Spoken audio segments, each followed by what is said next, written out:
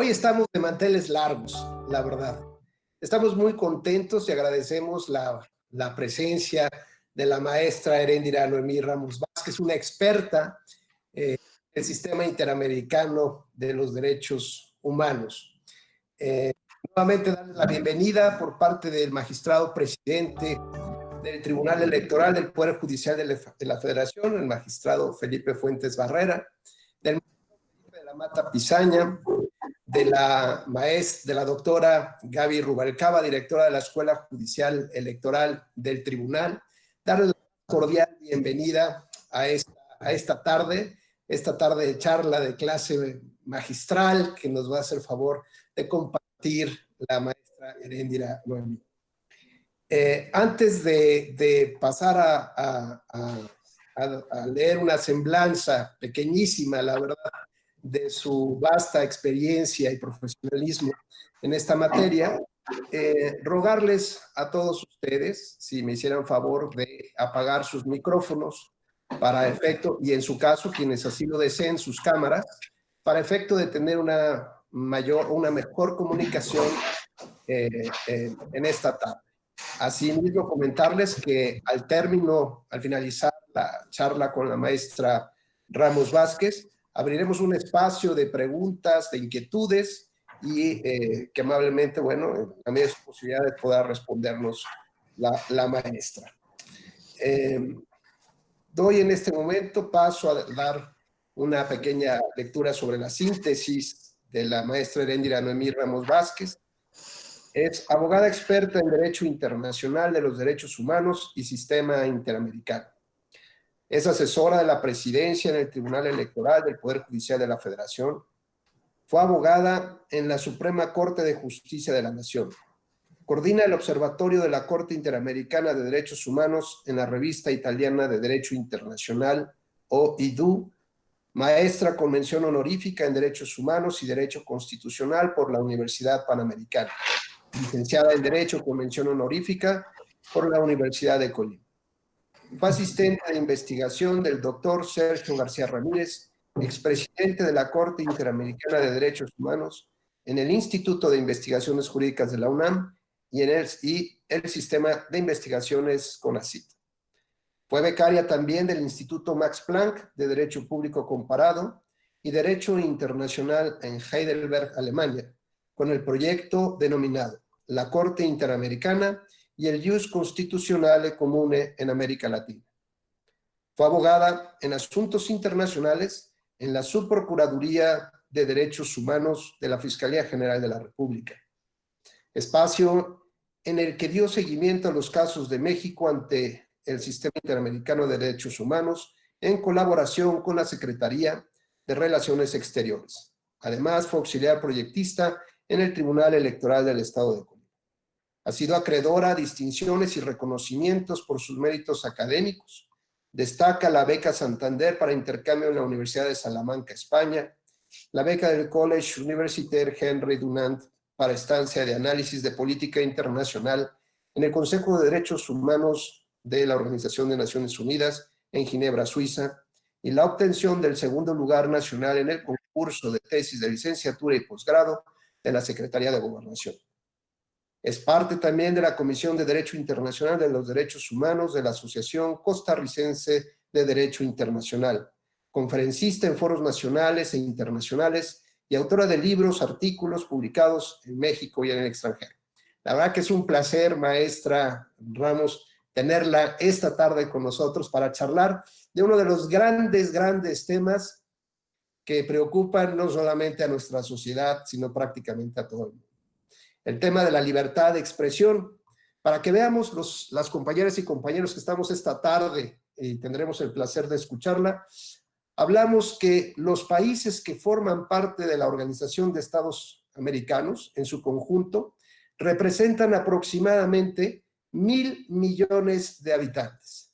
Simple y sencillamente para que nos demos una idea del impacto que pueden tener las resoluciones de los organismos interamericanos en derechos humanos, como la Comisión Interamericana y su Corte Interamericana de Derechos Humanos, así como los criterios jurisprudenciales y otros tantos que pueden emitir como bien podrían ser opiniones consultivas. Así que bueno, maestra Heréndira Noemí Ramos, sin mayor preámbulo, por favor, esta es su tarde y le dejo aquí a su público.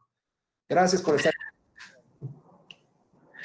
Muchísimas gracias por su gentil presentación. ¿Me escuchan bien por ahí? Sí, escuchamos bien. Adelante. De acuerdo. De acuerdo. Muchísimas gracias, doctor, por su presentación. Para mí es una verdadera alegría, un honor haber sido invitada para este proyecto sobre el Sistema Interamericano de Protección de los Derechos Humanos. Agradezco especialmente a la doctora Rubalcaba, la directora general de la Escuela Judicial Electoral, por haberme tomado en cuenta en este magnífico curso, y por supuesto a las gestiones de mi queridísimo Alfonso Herrera, a Jesús y a usted, doctor, muchísimas gracias. Estoy muy contenta de compartir con ustedes, todas y todos. Veo un gran interés sobre el tema y como ya decía el doctor, en efecto, el Sistema Interamericano de Protección de los Derechos Humanos, a raíz de la reforma constitucional de derechos humanos de 2011, tomó, digamos, una escena central. Y es por eso que celebro que el Tribunal Electoral del Poder Judicial de la Federación esté inmerso en la educación sobre los criterios jurisprudenciales de la Corte Interamericana y las resoluciones de la Comisión Interamericana. En este caso, me toca concentrarme en la línea jurisprudencial de la libertad de expresión. Ya tengo entendido que con mi compañero Carlos Pelayo tuvieron la oportunidad de conocer cómo funciona el sistema interamericano en general, cómo funciona la Corte Interamericana, cuáles son las atribuciones de la Comisión Interamericana y cómo es que llega un caso ante este sistema interamericano internacional. Entonces, eso lo doy por conocido y procedo a hablar específicamente de los criterios de libertad de expresión. Y por supuesto, quiero compartirles, y también como objetivo de mi presentación, que justamente la línea jurisprudencial de libertad de expresión es una de las líneas más amplias y complejas que tiene la Corte Interamericana de Derechos Humanos. Por eso lo que yo tengo para compartirles hoy es la estructura general de esta línea jurisprudencial con algunos de los casos más relevantes que ejemplifican cada uno de los temas y, por supuesto, haciéndola de manera muy ejecutiva. Digamos, pues, que pretendo abarcar todo el escenario. Puede sonar un tanto ambicioso para esta línea jurisprudencial, pero me parece que he logrado una estructura que puede ser de su utilidad, sobre todo porque mi interés es que puedan utilizarla en la vida cotidiana. Entonces, el programa que he preparado está compuesto de 5 grandes rubros. El primero, en el que vamos a hablar del marco normativo de la libertad de expresión, dónde están las disposiciones que le reconocen a nivel interamericano, cuáles son las características fundamentales de este derecho, y vamos a pasar a un tercer punto de avances jurisprudenciales, donde vamos a tocar la prohibición de la censura previa, la prohibición del desacato, las responsabilidades ulteriores o posteriores, la prohibición de restricciones indirectas, violencia contra comunicadores, periodistas y, en fin, cuestiones sobre pluralismo y diversidad en el debate democrático. Y quiero llamarles la atención de que en esta presentación voy a tocar lo que yo llamo las derivaciones de la libertad de expresión a partir del artículo 13 de la Convención Americana. Y me refiero al derecho al acceso a la información y a la expresión de género. En fin, vamos a cerrar con los desafíos, con los temas pendientes y espero que este programa sea de la mayor utilidad. Vamos entonces con nuestro primer tema, que es el marco normativo. En realidad, el derecho a la libertad de expresión está contenido en el artículo 13 de la Convención Americana de Derechos Humanos. Es un artículo interesante con 5 disposiciones a su vez muy claras, que justamente son las que vamos a desenvolver en los criterios que vamos a ir conversando a lo largo. Pero muy importante que conozcan que es específicamente el artículo 13 con sus 5 puntos donde podemos encontrar la base de todo este sistema. Y como ustedes ya lo saben, la Corte Interamericana de Derechos Humanos utiliza ese principio de derecho internacional público en el que se erige como el órgano de supervisión del cumplimiento de la Convención Americana de Derechos Humanos. Es por eso que las sentencias de este tribunal son una interpretación legítima de la Convención, y es por eso que entendemos que los alcances interpretados por la Corte Interamericana de esta Convención son vinculantes para todos los estados que forman parte de su competencia contenciosa, como es el caso de México, que estoy segura que ya hablaron con detenimiento con Carlos Pelayo. Ahora, nuestro segundo punto es preguntarnos cuáles son esas características fundamentales del derecho a la libertad de expresión.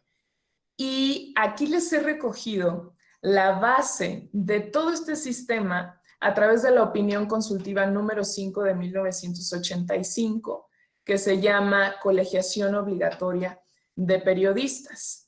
Esta es una resolución muy interesante, como he dicho, es una opinión consultiva, pero justo desde 1985, incluso antes de que la Corte Interamericana hubiera emitido su primera sentencia a un caso contencioso, que fue hasta 1988, a través de esta opinión, la Corte Interamericana pone en la escena las bases de este derecho. Y en esencia tenemos 5 características. Por supuesto que es un derecho que implica la libertad de buscar, de recibir y difundir informaciones e ideas de toda índole, ya sea de forma oral, por escrito, o en forma impresa o artística, o por cualquier procedimiento de su elección. Ahora, también en la opinión consultiva dejó lo que los especialistas conocemos como el doble estándar de la libertad de expresión. Por una parte, el estándar de la doble dimensión de la libertad de expresión, que se refiere a la dimensión individual y a una dimensión colectiva. Esto es muy interesante porque desglosa el uso de este derecho. En cuanto a la parte individual, la Corte comenta que justamente es el derecho de cada persona a expresar los propios pensamientos, ideas e informaciones. Y por lo tanto, la dimensión colectiva o social es el derecho de la sociedad a procurar y recibir cualquier información, a conocer los pensamientos, ideas y expresiones en general de quienes lo emitan. Entonces, digamos que hay un acto de reciprocidad que la Corte Interamericana lo hace de una forma muy académica, que también es el papel de la Corte. Como ustedes han podido ver en sus sentencias, trate de hacer estos ejercicios de claridad para entender complejos conceptos. Y bueno, por otra parte, establece el estándar democrático. Y como sabrán, acá la libertad de expresión es piedra angular de la existencia misma de una sociedad democrática, dice la Corte Interamericana. Y por lo tanto es indispensable para la formación de la opinión pública y una condición para que la comunidad a la hora de tomar decisiones esté suficientemente informada. Y además apuntó que si una sociedad no está bien informada, no es una sociedad libre. Vean ustedes, qué interesante. El otro punto esencial se refiere, derivado ya de lo que hemos mencionado, a las funciones que tiene el derecho. Y podemos decir que tiene una función de proteger el derecho individual de cada persona a pensar por sí misma y a compartir información e ideas con los demás. Es una condición indispensable para la consolidación y funcionamiento de regímenes democráticos y por supuesto que es una herramienta clave para el ejercicio de los demás derechos fundamentales. Digamos entonces que los discursos que están especialmente protegidos por la libertad de expresión, según la Corte Interamericana y la opinión de la que hablábamos, el discurso político y sobre asuntos de interés público está protegido por este derecho, desde luego. El discurso sobre funcionarios públicos en ejercicio de sus funciones y sobre candidatos a ocupar cargos públicos, discursos que expresen elementos esenciales de la identidad o dignidad de las personas. Y el último criterio, como les he venido diciendo, esta opinión consultiva pone las bases, es decir, se va repitiendo en su jurisprudencia este corazón jurisprudencial. Como ya han podido conversar seguramente con Carlos, los criterios de la Corte Interamericana tienen una función muy parecida al precedente del common law. Entonces, cada criterio va sumando a lo dicho anteriormente. Por lo tanto, es que insisto en que la opinión consultiva pone esas bases y sigue adelante con ello, ¿no? Y por último, entonces, esta característica esencial de que la libertad de expresión, si bien es cierto que es un derecho, no significa que sea absoluto, como es una regla general. Hay unas restricciones permisibles, dice la Corte Interamericana. Por supuesto, el derecho a rectificación y réplica de las personas lesionadas por expresiones ofensivas y debe ser reglamentado por la ley y reunir requisitos específicos según lo indica la Convención Americana. Ahora, las responsabilidades ulteriores o posteriores también son restricciones permisibles.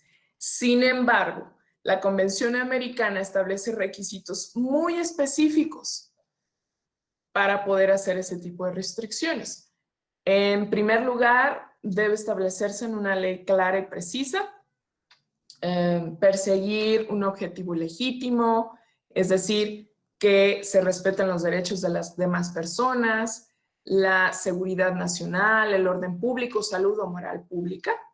Y tercero, ser necesarias para lograr el objetivo perseguido, es decir, hace un ejercicio de proporcionalidad conducente para alcanzar su logro, proporcional al interés de la justicia e intervenir en la menor medida de lo posible con el ejercicio de este derecho.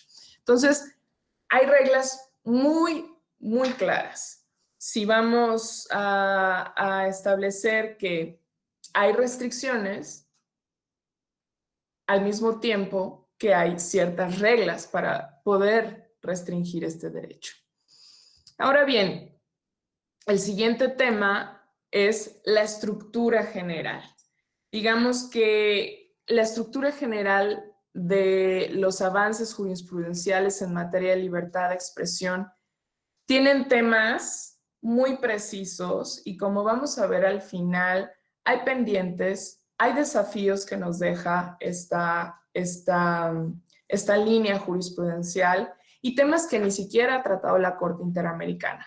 Por lo que en esta estructura vamos a tocar algunos de los casos relevantes. Como he dicho, no será exhaustiva, pero sí muy estructural. Hay muchas sentencias que repiten criterios y por lo tanto lo que voy a hacer en esta sección es darles los casos emblemáticos de cada uno de los temas.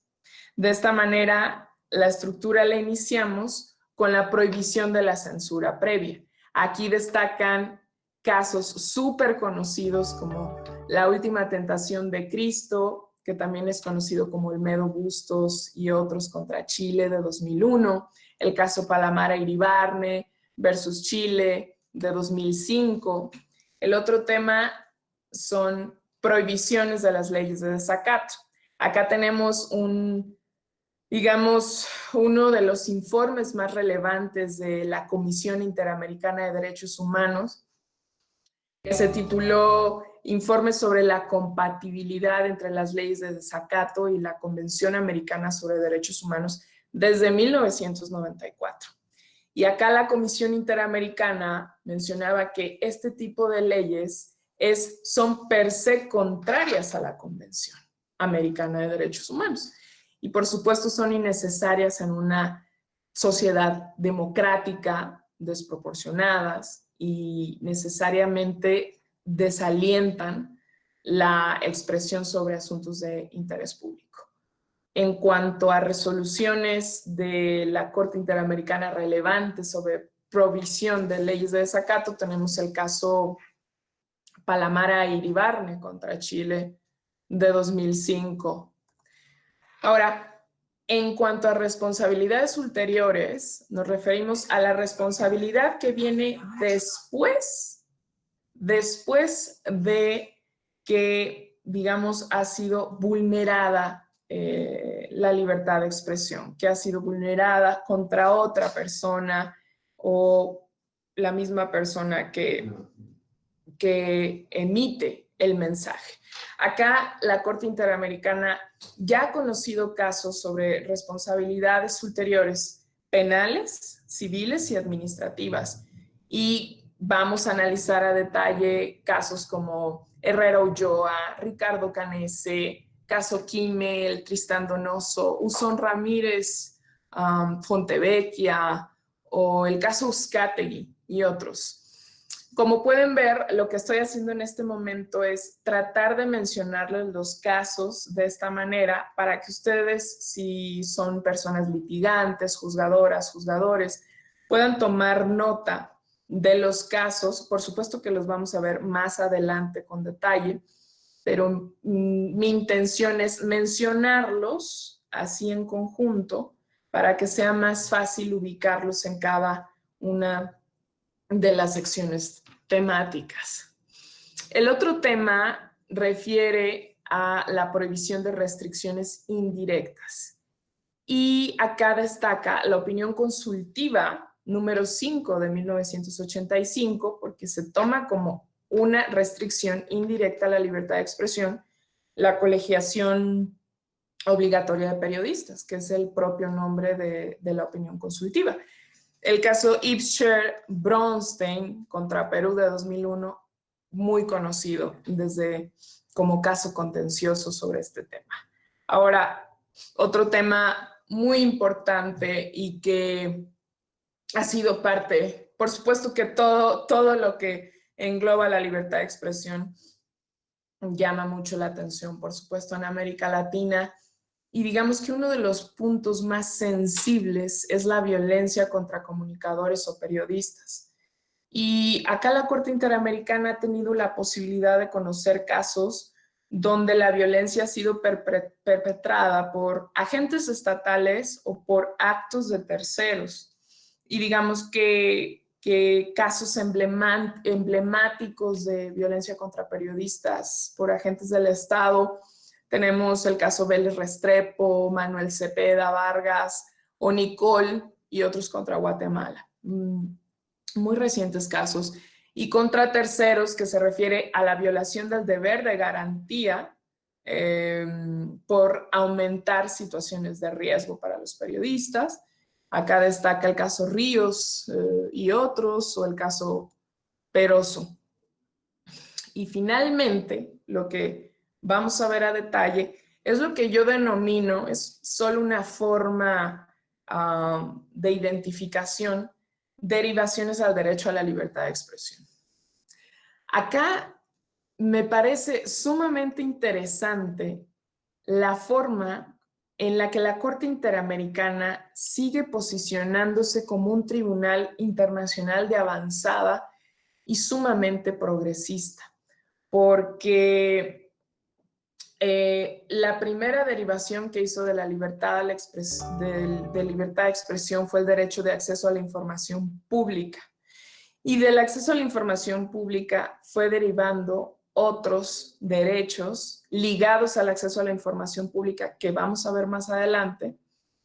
Y digamos que el caso Clau de Reyes es el caso líder que posiciona a la Corte Interamericana como el primer tribunal internacional en declarar el acceso a la información pública como derecho humano. Así, el otro elemento que se deriva de la libertad de expresión desde mi perspectiva también muy novedoso se refiere a la manifestación de la identidad de género. Este pronunciamiento lo hizo en la opinión consultiva número 24 y pues hace unos alcances muy interesantes sobre esto y pues bueno, desde esta opinión consultiva se dice que existe la posibilidad de violentar este derecho a la libertad de expresión vulnerando la manifestación de la identidad de género. Dicha entonces esta estructura, en estos que serán 7, 8 minutos, acabo de dar la estructura de la línea jurisprudencial y cuáles son sus secciones. Ahora, lo que pretendo hacer con todas y todos ustedes es ver con más detalle cada uno de esos pronunciamientos, pero con criterios específicos. Y voy a iniciar con la manifestación de la identidad de género. En esta oportunidad, la Corte Interamericana realmente a mí me ha fascinado esta decisión, es magnífica, magnífica, que también fue parte muy importante la Comisión Interamericana para empujar esta visión ante la Corte Interamericana. Y como ya mencionaba, la Corte dijo, bueno, el derecho a la identidad y en particular la manifestación de la identidad también se encuentra protegida por el artículo 13 que reconoce la libertad de expresión. Y dice además que la falta de reconocimiento de la identidad de género o sexual podría resultar en una censura indirecta a las expresiones de género que se aparten de los estándares cisnormativos o heteronormativos.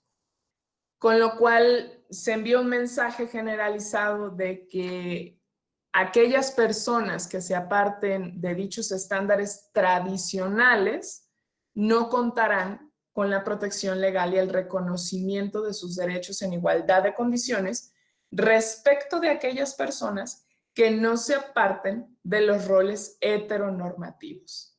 Esto es sumamente progresista y fascinante en cuanto a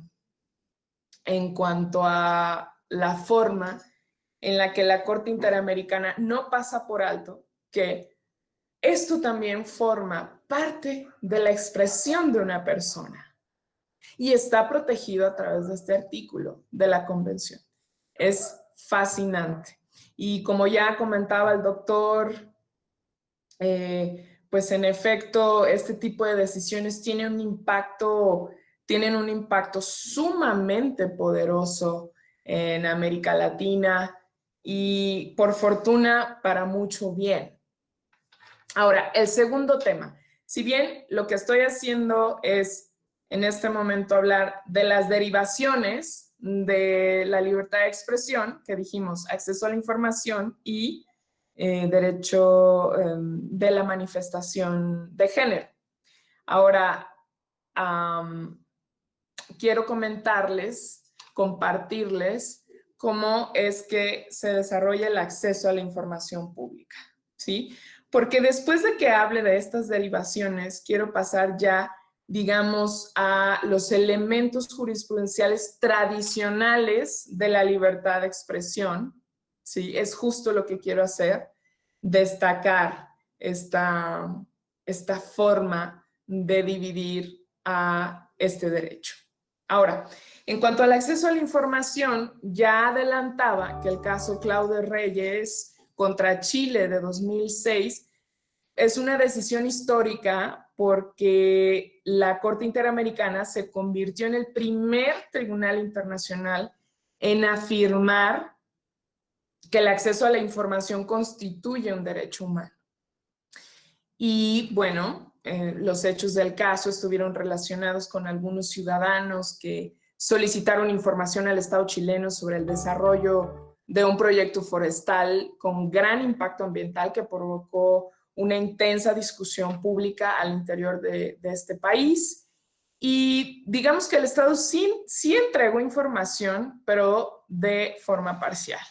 A partir de este caso líder, se asumen los criterios que van a ser base para el resto de las decisiones sobre acceso a la información. Se dice entonces que el acceso a la información se reconoce como un derecho, como tal. Y el segundo criterio se refiere a que el Estado tiene que cumplir con obligaciones positivas para garantizarlo. El tercer criterio, el Estado debe regirse por los principios de publicidad y transparencia en la gestión pública y, por lo tanto, en el cuarto, las autoridades deben regirse por el principio de máxima divulgación. Y finalmente, la Corte a través de este caso establece que debe garantizarse un recurso administrativo y un recurso judicial efectivo ante la violación del derecho al acceso a la información. Obviamente hay muchos más detalles, pero como digo, mi idea es más bien dar el corazón para que ustedes puedan ir a la sentencia y conocer de manera profunda cada uno de los criterios.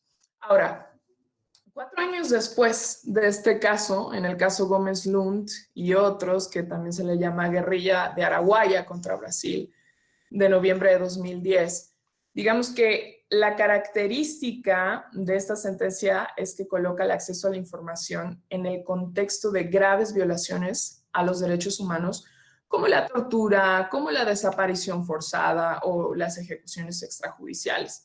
Y sobre todo que el derecho a conocer la verdad que deriva del acceso a la justicia se vincula con el derecho al acceso a la información.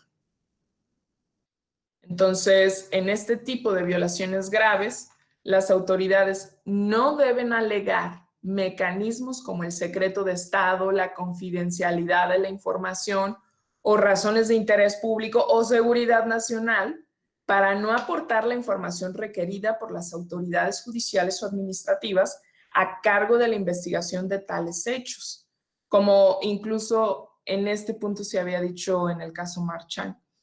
Y bueno, pues si en el caso la negativa por inexistencia de información, el Estado siempre tiene la responsabilidad de comprobar que tomó todas las decisiones a su alcance para efectivamente demostrar que la información no existía. Ahora, 5 años después de este caso, vean el espacio cuando va iniciando esta línea jurisprudencial. En el caso Pueblos Caliña y Locomo contra Surinam de 2015, la Corte acá consideró que los procedimientos judiciales no resultaron efectivos para la protección de la propiedad colectiva de los pueblos indígenas porque el Estado denegó el acceso a la información sin motivación alguna. Y la información denegada pudo haberles dado más elementos para su defensa y su ausencia los puso obviamente en desventaja frente a terceros que alegaban la titularidad de las tierras. Entonces, la particularidad de este caso radica en la relación entre protección judicial a pueblos indígenas, específicamente a pueblos indígenas, con el acceso a la información. Y se destacó, por supuesto, que la carga de la prueba recae en el órgano que niega la información. Ahora, un año después, ya no tan espaciado los momentos de emisiones jurisprudenciales, surge el caso IV contra Bolivia de 2016. Este caso es muy complejo, porque acá a la señora IV, que decidió no dar su nombre, simplemente las iniciales IV, sufrió un procedimiento de esterilización o liga de las trompas de falopio en un hospital estatal sin su consentimiento. Ojo con este detalle, sin su consentimiento. La particularidad del caso está en que la Corte incluye dentro del derecho al acceso a la información el consentimiento informado en contextos de salud y más específicamente de salud sexual y reproductiva de las mujeres. Por lo tanto, acá, como ya les decía, lo que está haciendo la Corte Interamericana es derivando conceptos del acceso a la información. Si ya dijimos que el acceso a la información derivó de la libertad de expresión, que lo toma de ahí la Corte Interamericana, ahora del acceso a la información deriva el consentimiento informado y lo define como una decisión previa, libre, plena e informada de someterse a un acto médico. Por tanto, en una intervención médica como la esterilización, pertenece a la esfera autónoma y a la vida privada de la mujer, comentó la Corte Interamericana, menos palabras. Y podrá ella elegir libremente si desea o no mantener la capacidad reproductiva. Es dueña de su cuerpo. El número de hijos que desea tener o el intervalo entre estos. Esta visión rompe con la aproximación paternalista del médico hacia él o la paciente. Entonces, la Corte, por supuesto, sí establece una excepción en casos de urgencia o si el paciente no puede dar el consentimiento. Y bueno, al final la Corte dice que en materia de salud sexual y reproductiva, la entrega de información debe ser de oficio, característica que en el ámbito es denominada obligación de transparencia activa. Este es un concepto muy conocido y la Corte Interamericana lo recoge. Ahora, un año después cambia el tipo de contextos que venía resolviendo y emite la opinión consultiva 23 sobre medio ambiente sano. Como muchos sabrán, esta opinión consultiva sobre el medio ambiente es digamos, emblemática en relación con los derechos económicos, sociales, culturales y ambientales, los DESCA. Porque acá la Corte Interamericana establece al medio ambiente sano como un derecho autónomo. Hace toda una serie de desglose de criterios muy interesantes. Lo que interesa acá en cuanto al acceso a la información es que justo en el caso como fue solicitado por Colombia, preguntando que qué pasaría en caso de daños ambientales transfronterizos. Y la Corte Interamericana menciona que los estados tienen la obligación de respetar, de garantizar el acceso a la información relacionada con posibles afectaciones al medio ambiente. Y por supuesto que en esta obligación debe ser garantizada toda persona bajo su jurisdicción de manera accesible, efectiva, oportuna, sin que el individuo esté solicitando la información tenga que demostrar un interés específico. Y bueno, al final comenta que en el marco de la protección del medio ambiente, la obligación implica tanto la provisión de mecanismos y procedimientos para las personas individuales que solicitan la información, como la recopilación y la difusión activa de la información. Entonces, además de ser relevante la opinión porque declara al medio ambiente como derecho autónomo, a raíz del artículo 26 de la Convención, que después podemos dar toda otra intervención sobre los DESCA y cómo se hacen justiciables directamente en el sistema interamericano, pues se concentra en el acceso a la información en este contexto.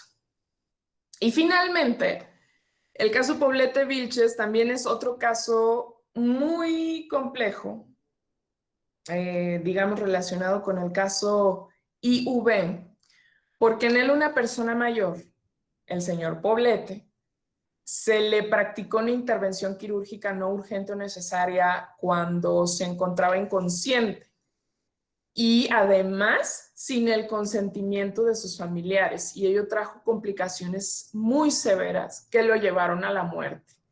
En este caso, la Corte refina el consentimiento informado en situaciones de salud al crear el concepto consentimiento por representación o sustitución. Vean cómo se va desglosando. Y todo ello derivado del acceso a la información. Ahora, además, esta sentencia es paradigmática porque, como ya decía atrás, acá la Corte Interamericana la une a su línea de jurisprudencial sobre justiciabilidad directa de los DESCA por violación directa al derecho a la salud. Finalmente, la Corte entiende que el consentimiento por representación o sustitución se actualiza cuando se ha comprobado que el paciente no se encuentra en la capacidad de tomar una decisión en relación con su salud. Por lo cual esta potestad le es otorgada a su representante, autoridad o familiares en general.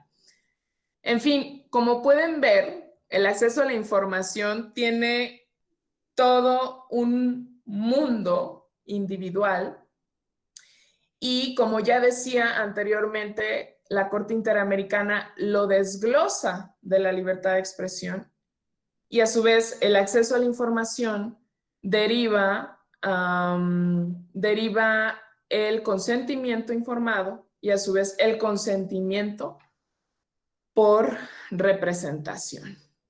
Y de esta manera cierro con acceso a la información y procedo con la línea de responsabilidades ulteriores. Espero que podamos tener el tiempo suficiente. Si no, bueno, me ajusto y de alguna u otra manera puedo enviarles más información. Ahora, bueno, como ya adelantaba, las sanciones, las responsabilidades ulteriores pueden ser de tipo penal, sanciones civiles y, bueno, algunos casos emblemáticos ya fueron mencionados igualmente. Y digamos pues que son las responsabilidades ulteriores, son restricciones permisibles, les denomina así la Corte Interamericana. Entonces, digamos que son permitidas para proteger los derechos y la reputación de otras personas. Y siempre hay que considerar en esencia los siguientes elementos, que si es de naturaleza civil, cuando la expresión trata temas de interés público, el estándar de la real malicia, la carga de la prueba, la defensa absoluta, o digamos que en esencia las opiniones no pueden ser sancionadas. Esto en el mundo de sanciones penales, pero vamos a ver por ahí algunas excepciones.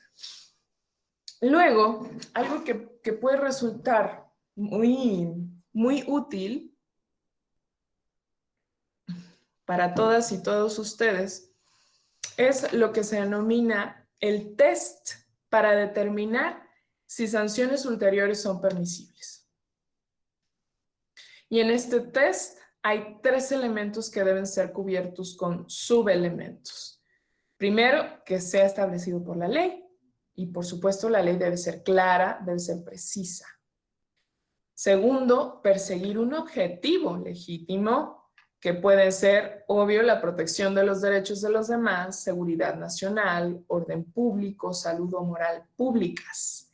Y tercero, ser necesarias para lograr el objetivo perseguido. Es decir, que sea conducente para alcanzar su logro, proporcional al interés que la justifica e intervenir en la menor medida posible en el ejercicio del derecho. Este es el test, que básicamente está contenido en el artículo 13 de la Convención Americana. Y que ha sido muy tratado por la Corte Interamericana. En fin, las sanciones penales en general por la Corte Interamericana son declaradas violatorias a la libertad de expresión en todos los casos, generalmente, pero hubo una excepción que muchos especialistas lo denominan como retroceso, y es en el caso Memoli contra Argentina, porque ahí dice la Corte que sí se puede sancionar penalmente en casos muy específicos. Pero bueno, en fin, digamos que la mayor parte de la línea jurisprudencial establece que no son acordes con la convención, que son excesivas y solo pueden ser utilizadas de manera excepcional porque las sanciones penales tienen un efecto inhibidor de la expresión sumamente fuerte. Ahora, casos emblemáticos que tratan sanciones penales que violaron la libertad de expresión, por supuesto, es el caso Herrera Ulloa contra Costa Rica de 2004, en el que hay una condena penal por difamación contra un periodista que reportó sobre alegados actos de corrupción por parte de un funcionario público. La Corte consideró que la condena era desproporcionada y violatoria a la libertad de expresión y ordenó anular los procedimientos. Otro caso en esa línea es Ricardo Canese contra Paraguay de 2004, porque acá el proceso penal por injuria fue por un proceso penal por injuria contra un candidato presidencial, por alegar que el otro candidato tuvo nexos con un exdictador. Él era candidato presidencial, el señor Ricardo Canese, y la Corte consideró que consecuencias del proceso penal, como la prohibición de salir del país, violaron su libertad de expresión y enfatizó que la importancia de un debate desinhibido sobre temas de interés público debe aplicarse. Esto es algo muy, muy conocido en cuanto a cuando tú eres desplegado por la Corte Interamericana, de cuando tú eres persona pública, funcionaria pública, tienes esa exposición, estás sujeto al mayor escrutinio de las personas. Por lo tanto, debe haber un ambiente de tolerancia porque estamos en un sistema democrático. Esto lo repite una y otra vez la Corte Interamericana. Entonces, finalmente en el caso Kimmel, también Kimmel contra Argentina de 2008, hubo una condena por calumnias contra un historiador por alegar que el juez no investigó adecuadamente una masacre durante la dictadura militar. Entonces, la Corte Interamericana encontró que la condena penal fue desproporcionada y declaró que la norma penal aplicada era violatoria a la libertad de expresión. Entonces, además, Argentina tuvo que reformar su código penal en cumplimiento de esta sentencia. Tristán Donoso es otro caso contra Panamá, que también fue una condena por difamación e injuria contra un abogado por haber declarado que un funcionario público grabó y publicó sus conversaciones telefónicas. Igualmente declaró violatoria la condena penal, incluyendo el tema de que era innecesaria para una sociedad democrática. Igualmente acá mencionó que, porque a su vez se le sancionó civilmente al señor Tristán, y también aplicó el estándar de que incluso las sanciones civiles tienen que ser proporcionales. Finalmente, Nuzón Ramírez, igual, también fue un caso de injuria contra la Fuerza Armada Nacional, contra un ex general por expresar opiniones críticas sobre la respuesta de la institución al caso de unos soldados heridos mientras estaban recluidos. Igualmente, la Corte repite su criterio de sanciones penales. Ahora, En cuanto a las sanciones civiles, ya decía que estas deben ser proporcionales y por lo tanto no deben ser tan altas que tengan un efecto inhibidor sobre la libertad de expresión. Deben destinarse a reparar la reputación lesionada, no a penalizar al acusado.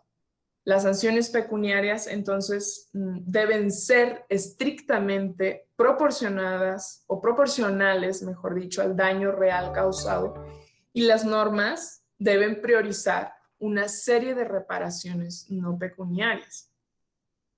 Ya mencionaba que el caso Tristán Donoso es emblemático sobre sanciones civiles y la Corte en uno de sus párrafos dice que el temor de una sanción civil puede ser igual o más intimidante e inhibidor para el ejercicio de la libertad de expresión que una sanción penal, dando la posibilidad de comprometer la vida personal y familiar y de generar autocensura.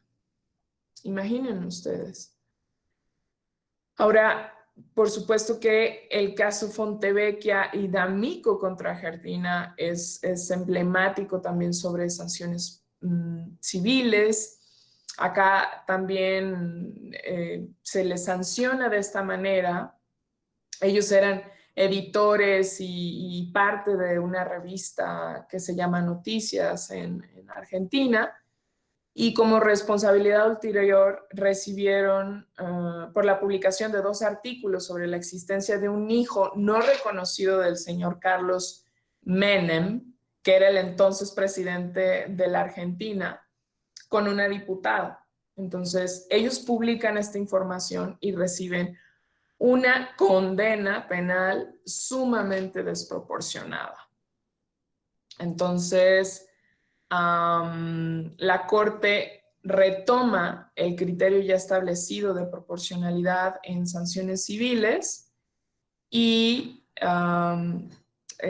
pone criterios mucho más específicos, podemos decir. Bien, cerramos con responsabilidades ulteriores. Vamos a ver si alcanzamos ver hasta periodistas.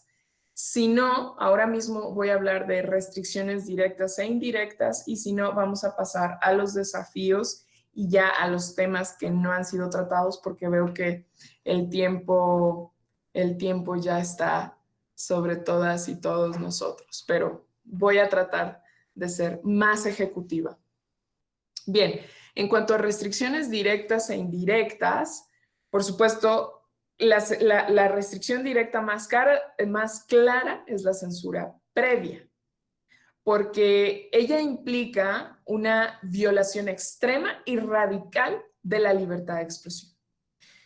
Ejemplos de ello puede ser la prohibición judicial de publicar o divulgar un libro, la incautación de libros, materiales de imprenta, copias electrónicas y documentos, la prohibición a un funcionario público de realizar comentarios críticos frente a un determinado proceso o institución, la orden de incluir o retirar determinados enlaces de internet, links a la imposición de determinados contenidos, o pudiera ser la prohibición de exhibir una película de cine, que este es el caso conocidísimo de La Última Tentación de Cristo, que también se conoce como el caso Olmedo Bustos y otros contra Chile de 2001. De hecho, este caso fue el primer caso contencioso resuelto por la Corte Interamericana sobre libertad de expresión. Ya había dicho, primero dio una opinión consultiva en el año 85, que refería a la colegiación obligatoria de periodistas.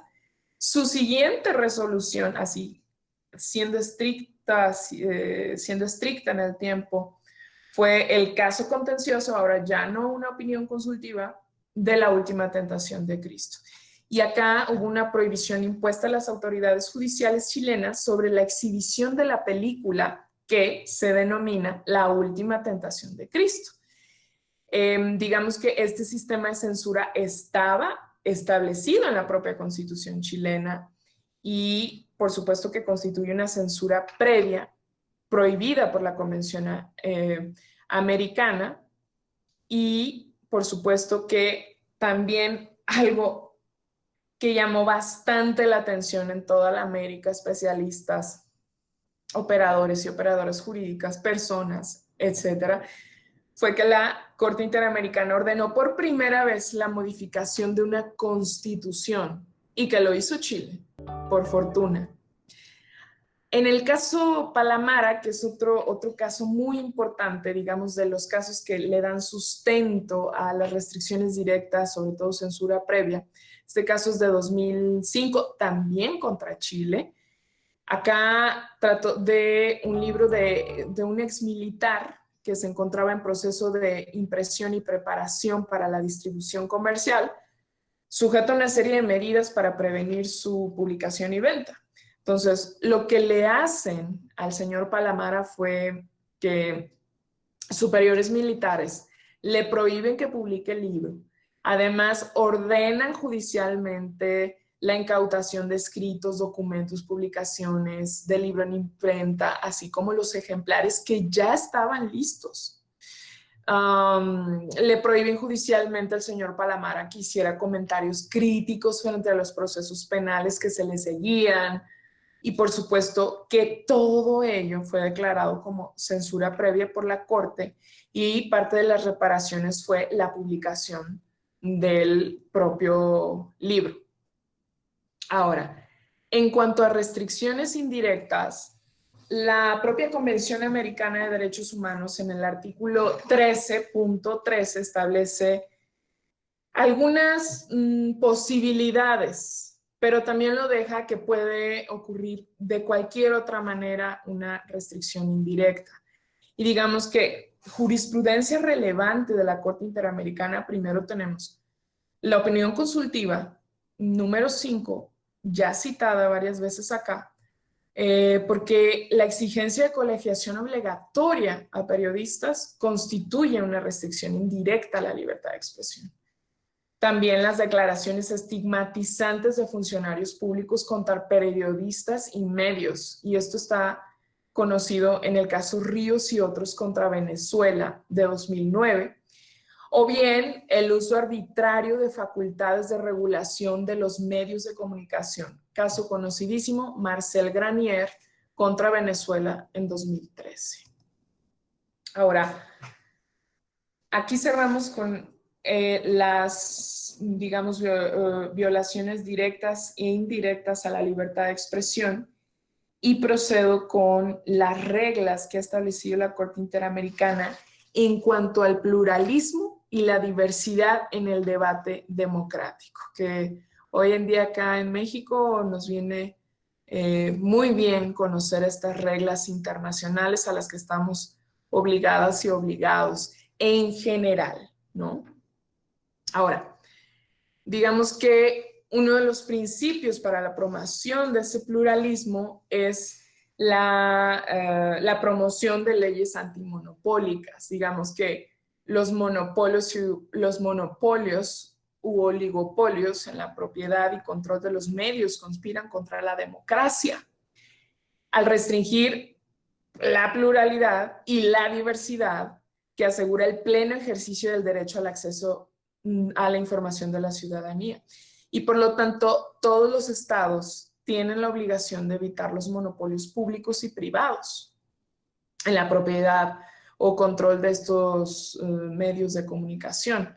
Ahora, por eso es que es muy importante también tomar las reglas de la regulación sobre radiofusión, porque acá los estados deben garantizar la previsibilidad y seguridad jurídica para quienes poseen o adquieren una licencia y ha emitido requisitos para la asignación de licencias como procesos abiertos, públicos, transparentes, procesos sometidos a reglas claras y bien establecidas o preestablecidas, que sean necesarios, que sean justos, que sean equitativos y que de preferencia haya un órgano independiente del gobierno para hacer este tipo de procesos. Ahora, en la regulación de la radiofusión también se debe asegurar condiciones en el acceso a frecuencias y mayor diversidad en los medios de comunicación. O sea, no solo basta con leyes antimonopólicas, parte de política activa e inclusión social que tienda a reducir desigualdades existentes. Y por supuesto, reglas esenciales que permitan el acceso de grupos tradicionalmente marginados, como el proceso comunicativo. Y es acá donde viene a cuentas la radiofusión comunitaria, que en realidad tenemos acá que son medios de comunicación social, que son radios y canales comunitarios que cumplen un papel súper esencial en la democracia de la región americana.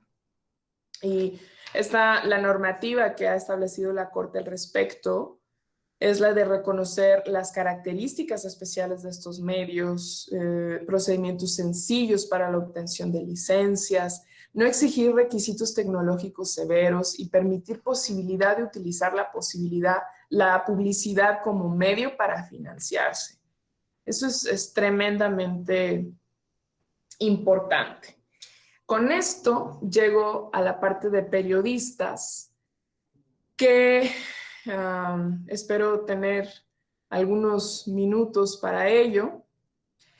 En cuanto a los periodistas, que es nuestro último tema en el conjunto de la línea jurisprudencial de la Corte Interamericana, la Corte es consciente de que el asesinato, el secuestro o cualquier tipo de intimidación o amenaza a los comunicadores sociales, así como la destrucción material de los medios de comunicación, violan derechos fundamentales de las personas y coartan severamente la libertad de expresión.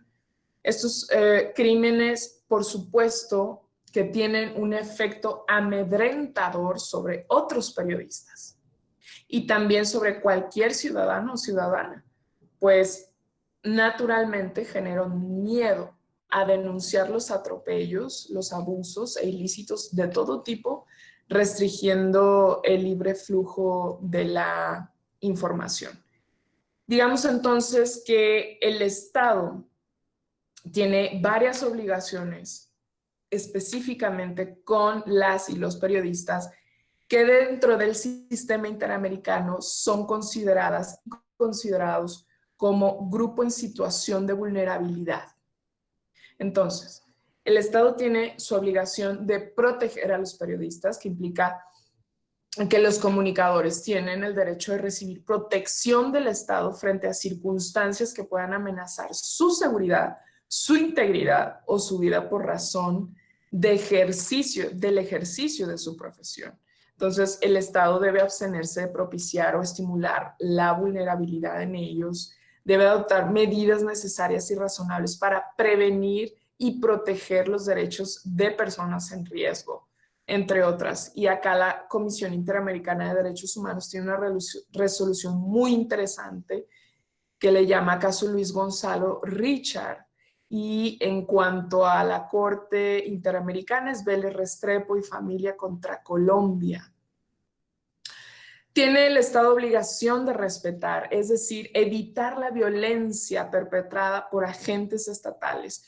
Y bueno, tenemos 3 casos relevantes en cuanto a esta obligación de respetar. El caso Nicole Carpio contra Guatemala, que lamentablemente se llevó a la ejecución extrajudicial del señor Nicole, Jorge Carpio Nicole, que era un periodista y un político crítico. Y bueno, pues acá el Estado guatemalteco sí reconoció su responsabilidad por haber violado la vida y el derecho a la libertad de expresión, entre otros derechos del señor Nicole. Es el caso Manuel Cepeda Vargas, que también fue otra ejecución extrajudicial. Acá se viola la obligación de respeto debido a la participación directa de agentes del Estado en el asesinato Y el caso Vélez Restrepo, también un ataque contra el periodista. Y bueno, pues se declara la violación del deber de respeto y el deber de garantía por aquí. Ahora, en cuanto a la obligación de garantizar a los periodistas, significa que la responsabilidad del Estado por actos, el Estado tiene responsabilidad por actos de terceros, porque implica una violación del deber de garantía por aumentar situaciones de riesgo. Hay dos casos relevantes, el caso Ríos contra Venezuela de 2009, ya voy un poquito más rápido, y el caso Peroso y otros. Ahora, en cuanto a la obligación de investigar, juzgar y sancionar, pues la falta de investigación y juzgamiento de los responsables compromete la responsabilidad internacional del Estado. Esto es obvio, y el efecto amedrentador de la violencia solamente puede ser evitado mediante la acción decisiva del Estado en castigar a quienes resulten responsables. Entonces, se maneja la Corte Interamericana en sus criterios diciendo que no habrá tolerancia para quienes incurran en violaciones tan graves del derecho a la libertad de expresión, y pues se debe condenar expresamente los ataques, investigar, reparar a las víctimas, informar al público. Y bueno, pues hay algunas situaciones especiales que son periodistas que cubren situaciones de conflicto armado, emergencia o polarización social, y acá debe haber un cuidado especial. Y por supuesto, responsabilidad de los medios, es decir, se debe impulsar a los propietarios de los medios de comunicación para que provean el apoyo apropiado a los periodistas comprometidos con el periodismo investigativo. Aquí es muy importante la Declaración Conjunta de Relatores Especiales para la Libertad de Expresión del año 2003. Y bien, aquí, hasta este punto, parece que he logrado, digamos, dar el amplio panorama de la jurisprudencia, y quiero cerrar compartiéndoles los desafíos que nos deja la jurisprudencia de la Corte Interamericana y cuáles son los temas pendientes que aún no han sido tratados por esta línea jurisprudencial tan rica y tan amplia. Y bueno, el primero, clarísimo, que se puede derivar de lo que hemos analizado, es la protección a periodistas. Tenemos como desafío la protección de periodistas y lucha contra la impunidad de los crímenes cometidos contra comunicadores en el ejercicio de su profesión. Segundo, la necesidad de eliminar normas que criminalicen la expresión e impulsar la proporcionalidad de las sanciones ulteriores. Esto urge. Me refiero a las leyes de desacato, otras legislaciones penales que protegen la privacidad del honor, injuria religiosa, de símbolos o de instituciones, utilización de tipos penales, de terrorismo, de traición a la patria, criminalización de la protesta social. 3.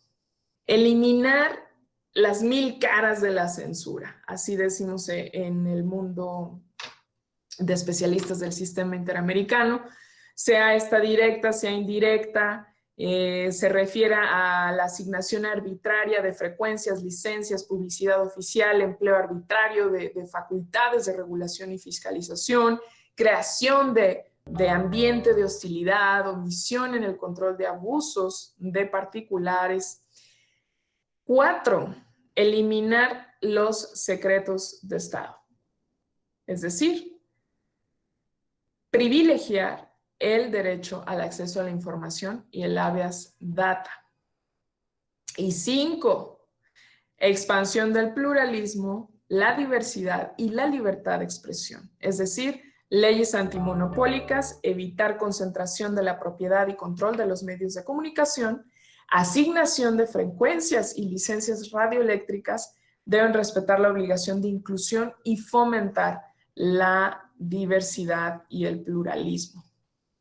Ahora, estos son los desafíos con 5 puntos muy esenciales que la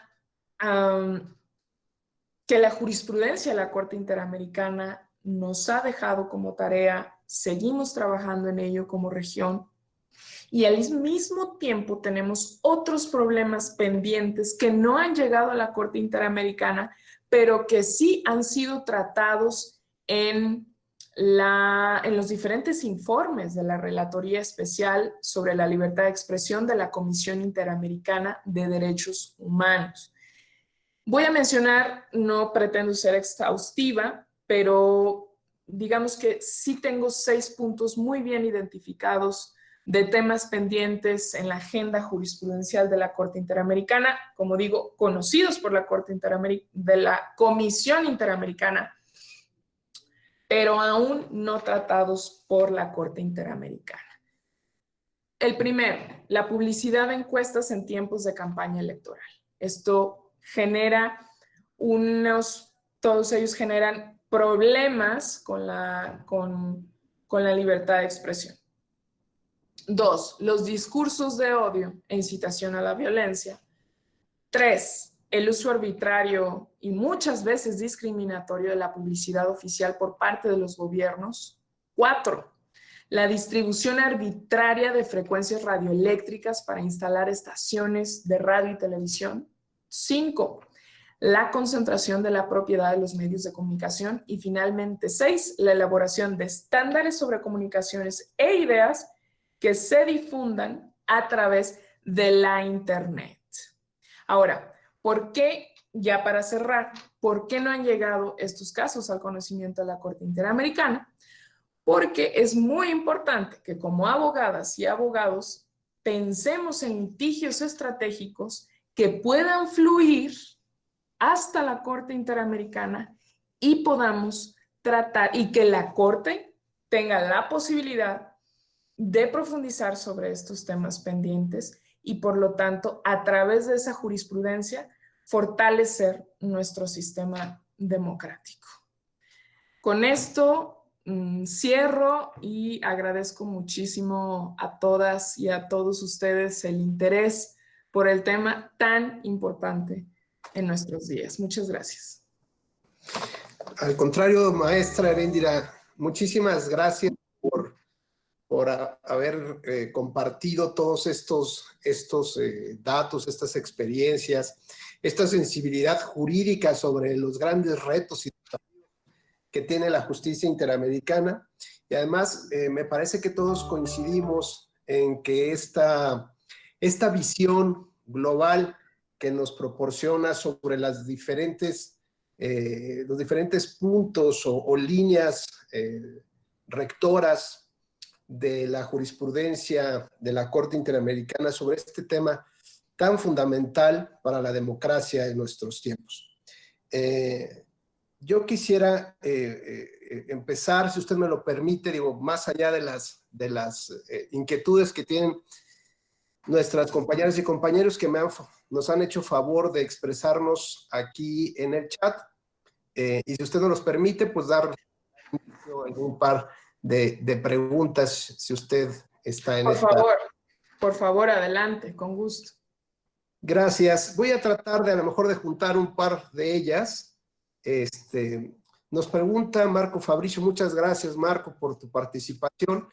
Y pregunta que hasta qué grado está protegida la libertad de expresión en el sistema de derechos humanos. Y esta tal vez la quisiera yo relacionar con otra una inquietud que tiene Fernando Rea, en el sentido de que, pues, por un lado hablamos de los límites, ¿no?, que tienen los alcances, hasta dónde llega, pero por otro lado, cómo vincular estos alcances con el derecho a la información, ¿no? Cómo poder equilibrar estos dos aspectos, ¿no?, dentro del concepto de entenderlos como un derecho humano. De acuerdo, muchísimas gracias, doctor, y muchísimas gracias por sus preguntas. Veo que las preguntas vienen de un ejercicio reflexivo, lo cual me gusta mucho.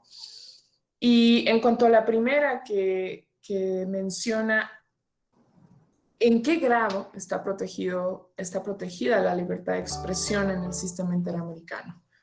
Como podemos ver, el grado es inmenso. Toda la jurisprudencia interamericana, especialmente la Corte Interamericana, está muy robustamente construida para la protección de la dignidad humana a través de la libertad de expresión. Es decir, jurídicamente, en este espacio interamericano internacional, es una de las líneas jurisprudenciales más robustas. Estoy hablando de más de 40 resoluciones al respecto sobre este tema, muy cuidadosamente construidas. Por supuesto que quizá la duda pueda venir como sobre el grado. Es más sobre la forma o qué tanto lo están aplicando los estados como cumplimiento de sus obligaciones. Por supuesto que ahí hay una serie de, digamos, experiencias lamentables con algunos estados. Podemos entrar al tema del cumplimiento de las resoluciones de la Corte Interamericana, que en general son muy positivas porque incluso ha generado transformaciones en la cultura, ha generado transformaciones en las instituciones y en general en todo el aparato estatal.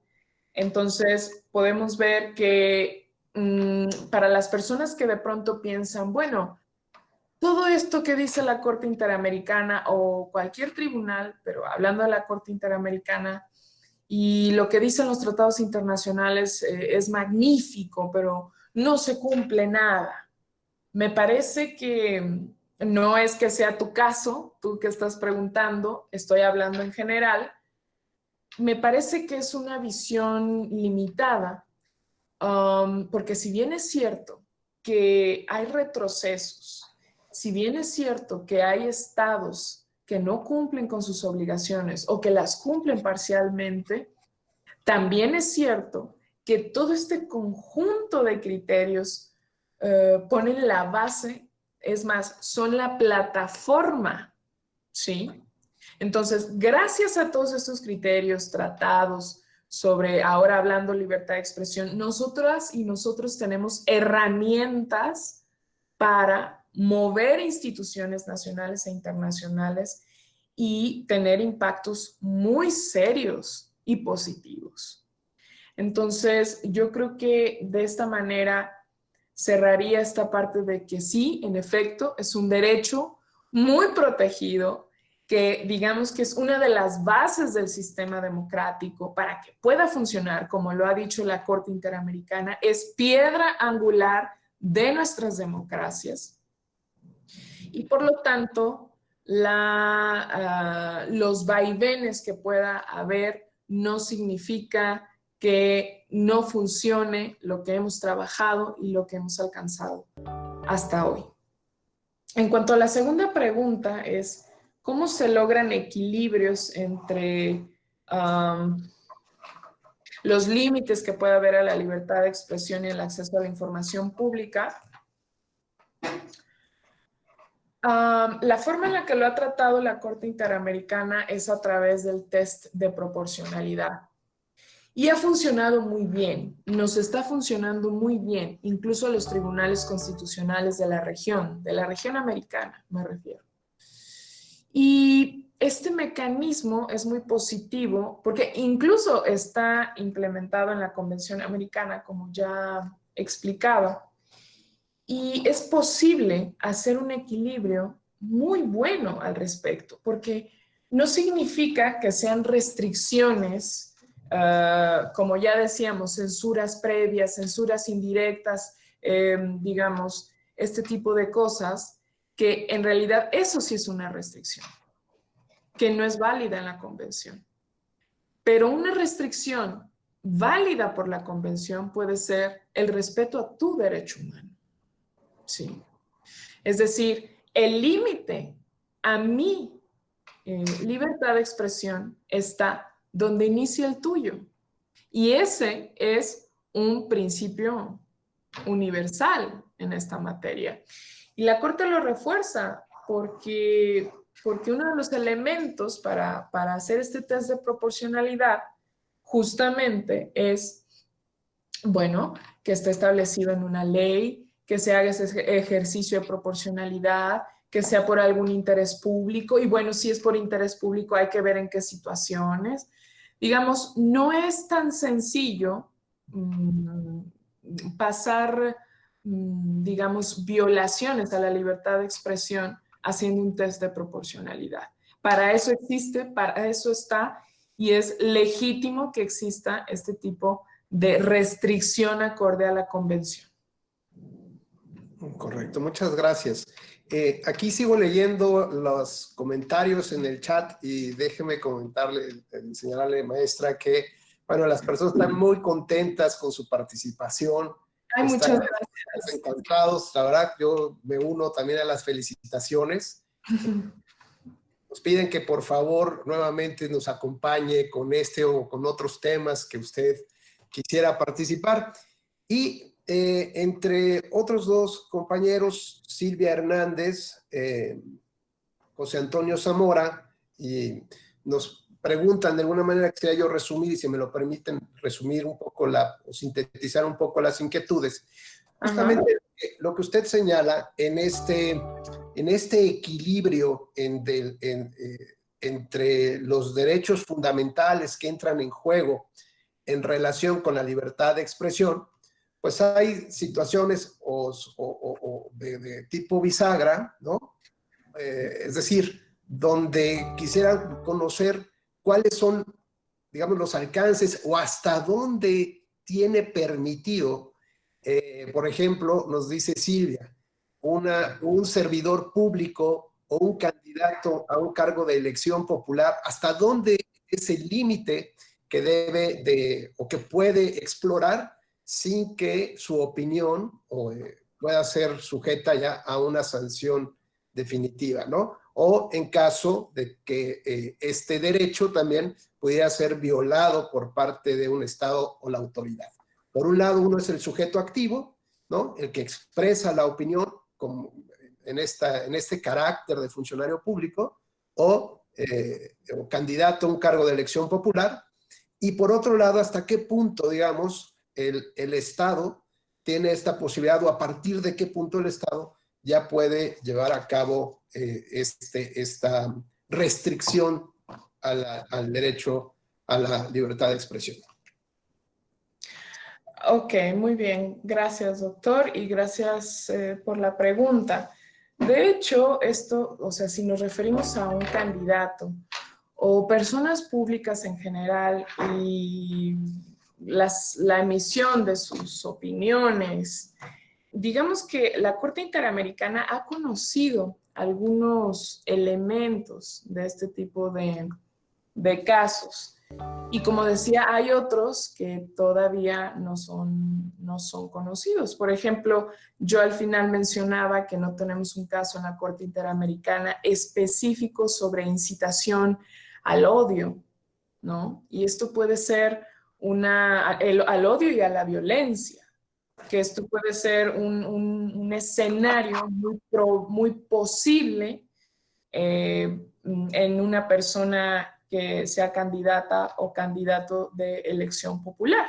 Eso es muy posible, como ya mencionaba, la Comisión Interamericana en sus informes sí ha tocado el tema y por supuesto que este tipo de emisión de expresiones están absolutamente prohibidas por la Convención, ¿sí?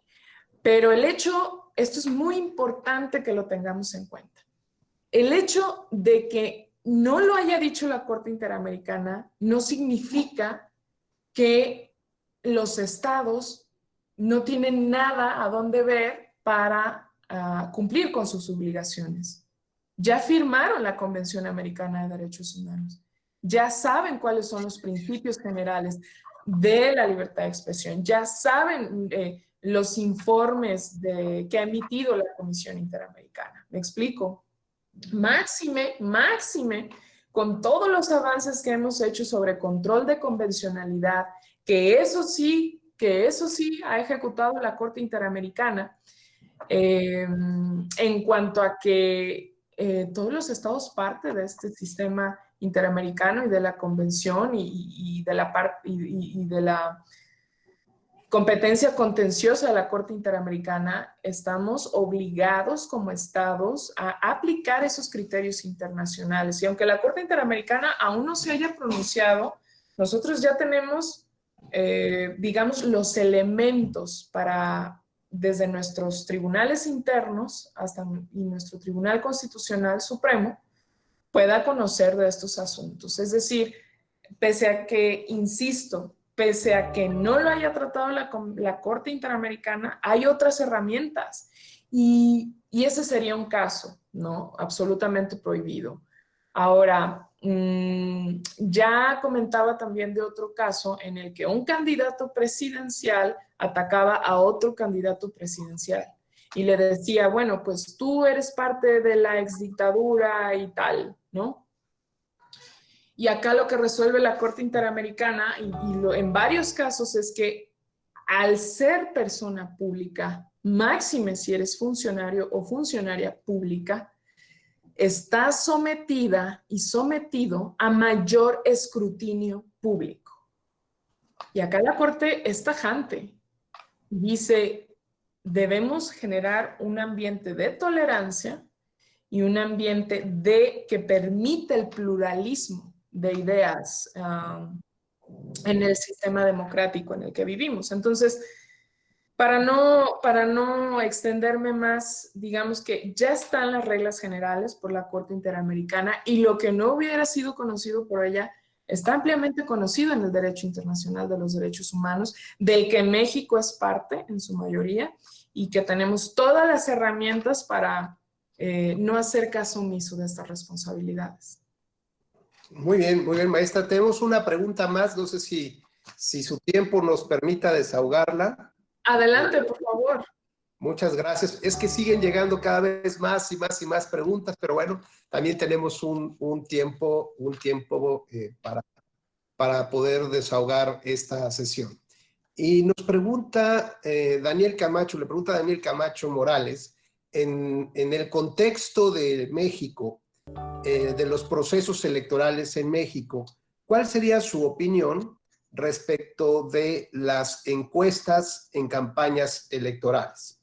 La pregunta es si considera que son o están limitadas al estar reguladas por la autoridad electoral, tanto en su forma como en los tiempos para realizarlas y publicarlas, y si se limita, en su opinión, la libertad de expresión en este caso. Una pregunta muy interesante. Sí, muchísimas gracias. Entiendo la preocupación, que aparte la puse en la mesa a propósito. Entonces, mira, en realidad no es que sea una opinión mía personal, sino más bien que transmito la visión de especialistas, sobre todo del sistema interamericano.